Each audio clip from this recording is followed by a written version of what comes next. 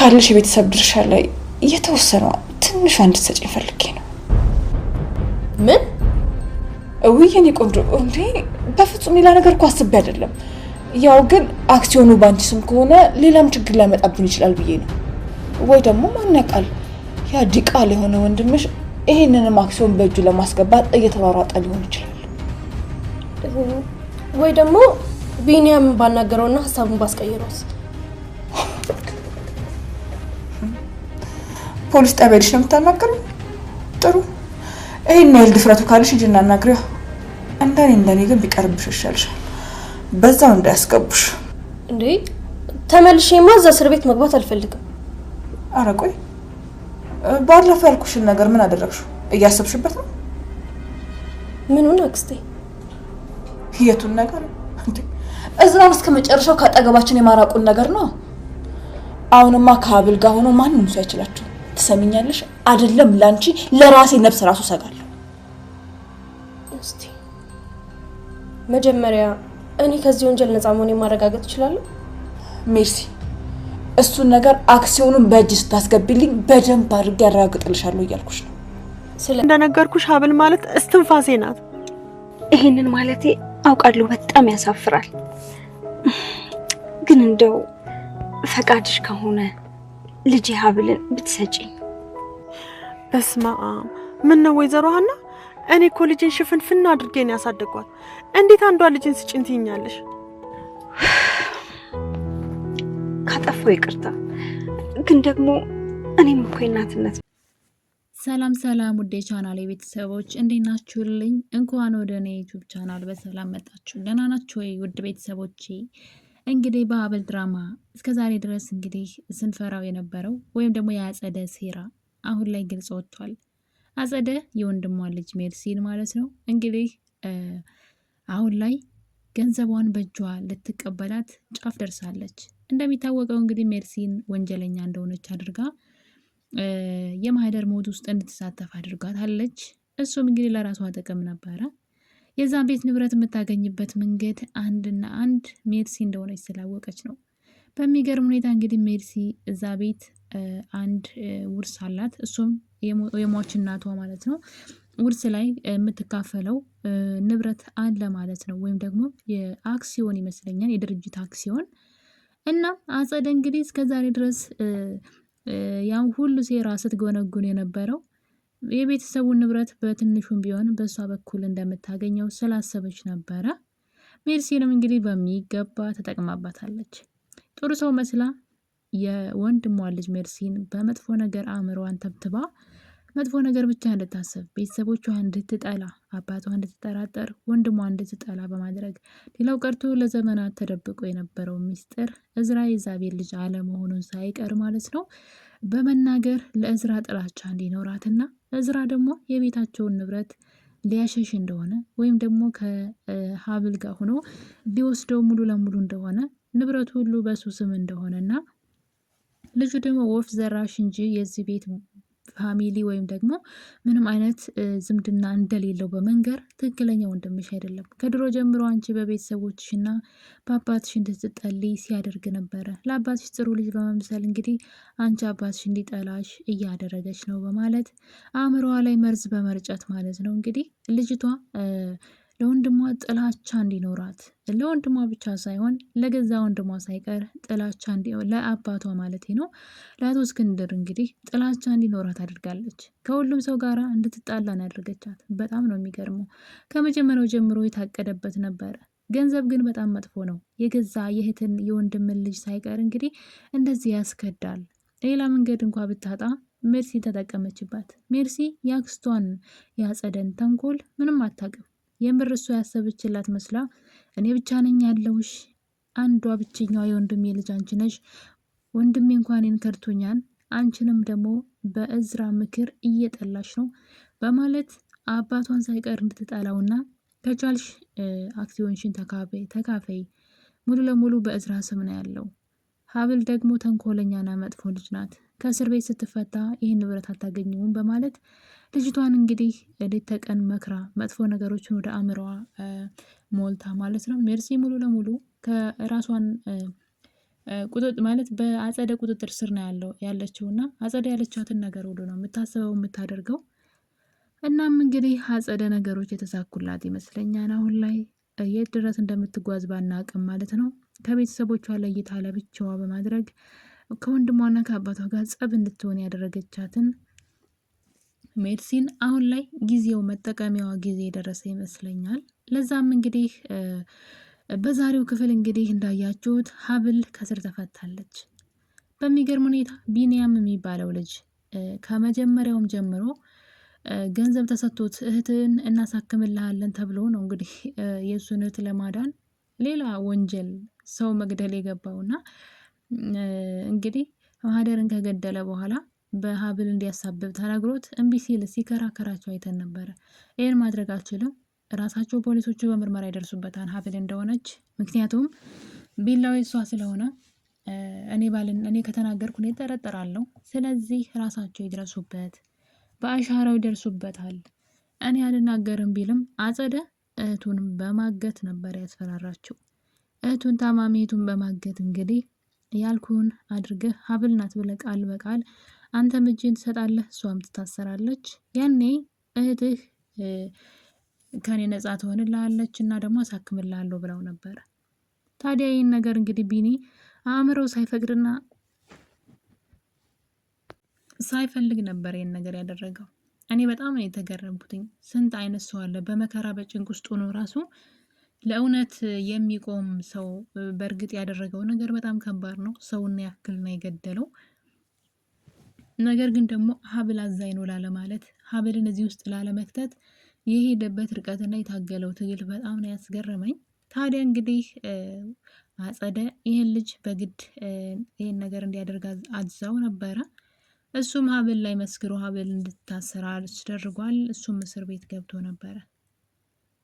ታዲያ እንግዲህ ነገር ውሎ አድሮ ልጁን አእምሮውን እየወቀሰው ይመጣል። በዛ ላይ ደግሞ እዝራ እህቱን ለማሳከም ደፋ ቀና እያለና እህቱን ነፃ ለማውጣት እየሰራ እንደሆነ ሲያይ ልጁ ከዚህ በላይ አእምሮ ስለወቀሰው አንድ ነገር ተናዟል ማለት ነው። ቃሉን ሰጥቷል በደብዳቤ አድርጎ ለፖሊሶቹ።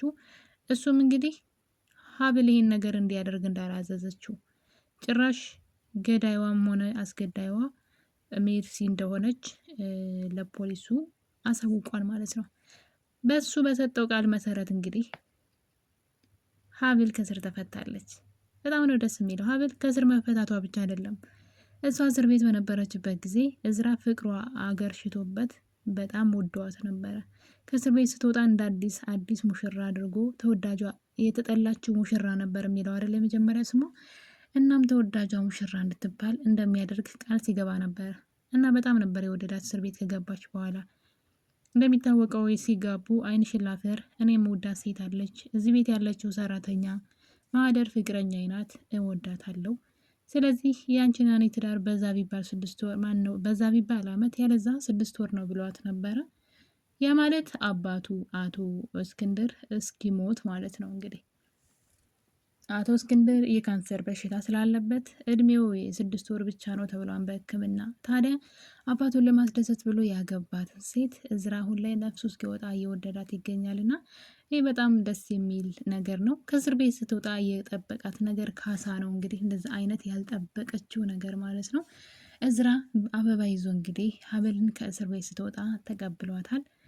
ታዲያ ይህን ነገር እንግዲህ አቶ እስክንድር በጉጉት ሲጠብቁት ነበረ። እንደምታዩት ቤት ውስጥ ሽር ጉድ ብለው ነው የጠበቋቸው። ነገር ግን ሌላ ችግር ተፈጥሯል። ታዲያ ሀብል ከእስር ስትወጣ እንግዲህ ሜርሲ ናት ወደ እስር ቤት የምትገባው ማለት ነው። ታዲያ ምንድን ነው ቢኒ አንድ ነገር ለአጸደ ተናግሯል።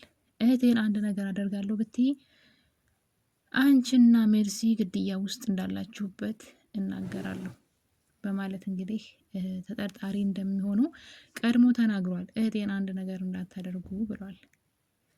እናም አጸደ አሁን ላይ አንድ ነገር እያሰበች ነው። ቢኒ ቢከዳሽና አሁን አሳልፎ ሊሰጥሽ ይችላል፣ ሀብል ተፈታሽ ማለት አንቺ እስር ቤት ትገቢያለሽ ትላታለች። እና ሜርሲ እንግዲህ ወንድምሽ ነው ሁሉ እያደረገብሻለሁ በማለት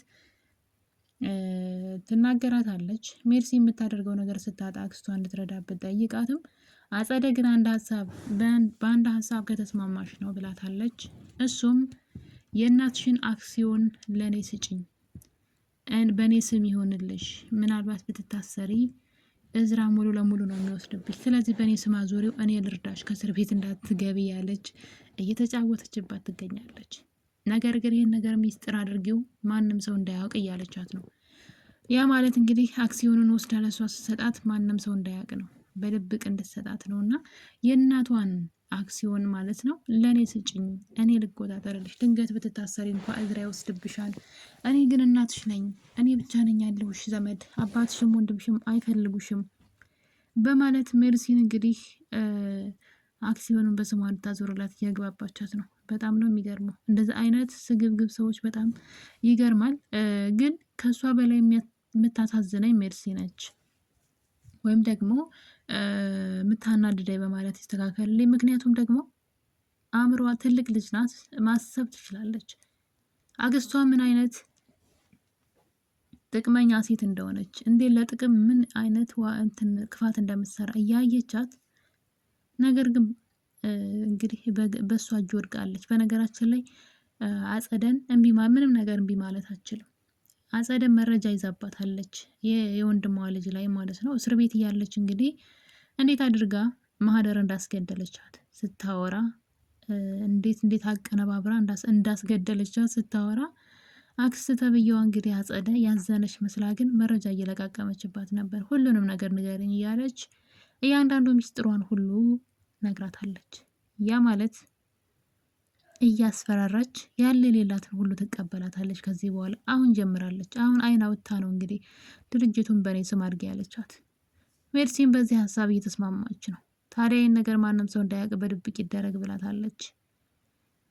ይህ ነገር በዚህ እያለ ደግሞ እንግዲህ የሀብል እናት ሀብልን ፈልጋ ከሌላ ሀገር እንደመጣች ይታወቃል። ገንዘብ ወዳድና ስግብግብ የሆነችው ወይዘሮ መነን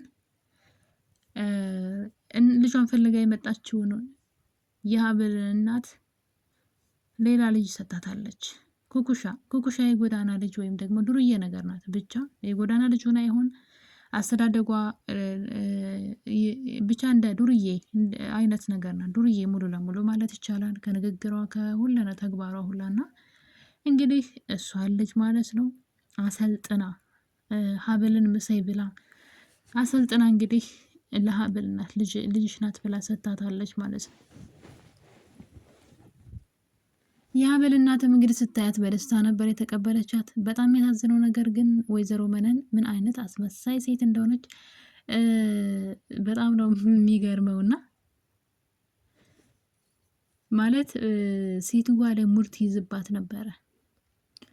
ሴትዋ ላይ ሙድ ትይዝባት ነበረ፣ እየተጫወተችባት እንደሆነ እየነገረቻት ነበርና እንግዲህ እሷ ደግሞ ልጅን አገኘው ብላ ስፍስፍ ብላ ልጅቷን ማለት ነው ለእኔ ስጭኝ፣ እኔ ጋ ትሁን፣ ድፍረት ካልሆነብኝ እያለቻት ነው። ታዲያ ወይዘሮ መነን በውስጧ የማነሽ ጅል፣ የአንቺ ትክክለኛ ልጅ እስር ቤት እየማቀቀችልሽ ነው እያለች እንግዲህ ሙድ ስትይዝባት እያየን ነው።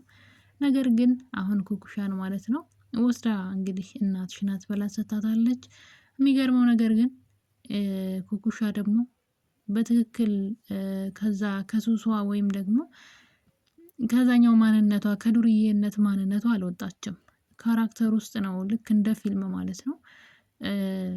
ለዚች በቃ እሷን ስታገኛት ብቻ የተቀየረች ለመምሰል ነው እንጂ እዛው ነው ያለችው። እና በቀላሉ እንግዲህ ማንነቷን ለማወቅ እናትየዋ የሚከብዳት አይመስለኝም።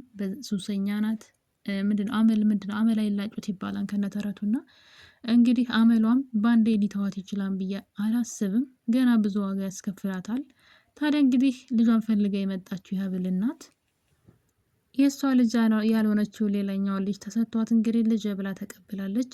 ይህንን ተጠቅማ ወይዘሮ መነን እንግዲህ የሴትዋን ንብረት ሙሉ ለሙሉ ለመውሰድ ነው። አሁን ላይ ሴትዋ ልጅቷን መውሰድ ትፈልጋለች። ወይ ኩኩሻን የቤት ስሟ ኩኩሻ ነው በማለት እንግዲህ ያው በስም ሰዎች ሲጠሯት ወይም በሆነ ነገር እንዳትሳሳት ወይም ጉዷ እንዳይታወቅባት ማለት ነው ስሟ ኩኩሻ ነው በማለት እንግዲህ የቤት ስሟ ኩኩሻ ነው። እናም የውጭ ስሟ ነው ሀብል በማለት ለእናትየዋ አስረክባታለች። ሴትዋ ገንዘቧን ለመውሰድ እየቋመጠች ትገኛለች። እናትየዋ ደግሞ ልጇን አገኘው ብላ በደስታ እየፈነደቀች ነው። ታዲያ በዚህ መሀል እንግዲህ ይህ ሚስጥር በእርግጠኝነት እዝራ ነው የሚደርስበት። ምክንያቱም እዝራ ከኩኩሻ ጋራ ግንኙነት አለው። ኩኩሻ ደግሞ ቤተሰብ እንደሌላትና ዱርዬ ሆና እንደምትኖር ያውቃል። ታዲያ በዛ ላይ ደግሞ ሚስጥር መደበቅ አችልም። እዝራ ከእሷ ጋር ብዙ ጊዜ ስለሚያሳልፍ ይሄ ጉድ በሱ በኩል የሚታወቅ ይመስለኛል። እርግጠኛ ነኝ ወይዘሮ መነን የዚህን ያክል ርቀት ብትጓዝም በፍጹም የሚሳካላት አይመስለኝም። ነገር ግን ሀብል አሁን ከእስር ቤት ስለወጣች እንግዲህ ነገሩ ቀስ በቀስ ሊደረስበት ይችላል ብዬ አስባለሁ። ወይዘሮ መነን ሀብል በቀላሉ ከእስር ቤት አትወጣም ብላ ነበር ያሰበችው።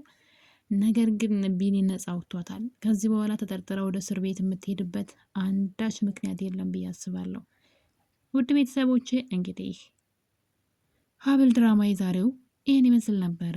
በቀጣይ ክፍል በሀብል ምን ይፈጠራል የሚለውን አብረን የምናይ ይሆናል። የዛሬን አበቃን። ለቤት አዲስ ከሆናችሁ ሰብስክራይብ አድርጉ። ነባሮች ደግሞ ሼርና ላይክ በማድረግ ሀሳብ አስተያየታችሁን ኮሜንት ላይ አስቀምጡልኝ። መልካም ጊዜ